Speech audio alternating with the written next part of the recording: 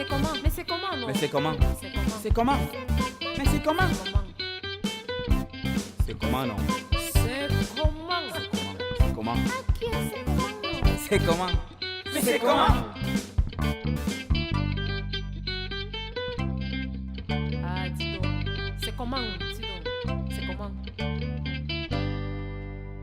C'est comment? Bienvenue chez Viviane. Cette Camerounaise a ouvert sa propre boutique il y a 5 ans.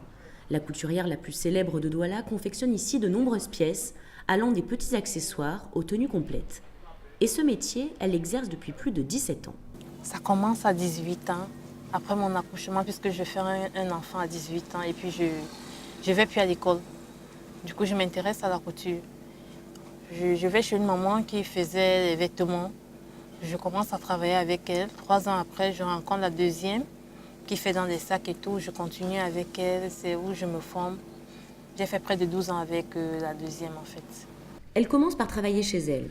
Puis un jour, c'est l'une de ses clientes bienveillantes qui l'incite et l'aide à ouvrir sa propre boutique. Quand j'arrête avec ma formation, je lui fais part et puis mon désir était d'avoir une petite boutique et puis essayer de me lancer. C'est cette dame qui la trouve, c'est elle qui trouve cette boutique et puis elle m'amène et puis m'explique ce que je vais faire. Me donne même les idées de travail.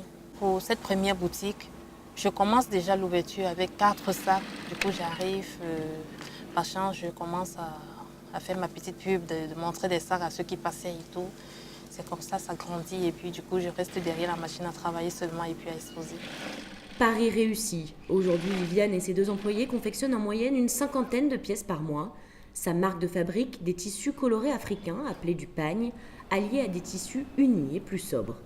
La pièce phare de la boutique, le sac Vivi-Style. C'est ici que j'appelle le sac Vivi-Style. Un sac que j'ai vu en aperçu dans ce modèle de photo, mais c'était un sac en cuir. La particularité, c'est que ici vous avez l'anse en cuir, de cuir qu'on ne trouve pas trop au Cameroun, et puis de l'intérieur, c'est du pagne. Puisque moi, je fais un peu dans la frétude ici, donc du coup, il faut faire un rappel pagne quand je travaille. C'est comme si on avait 2 en 1. Parce que là, on peut retourner aussi pour utiliser juste le côté pagne de l'extérieur. Donc ça fait ça réversible, Vivi-Style, que j'aime bien. La clientèle de Viviane est très variée. Si les expatriés affectionnent ses créations, la couturière vend également des pièces à ses sœurs camerounaises, comme elle le dit.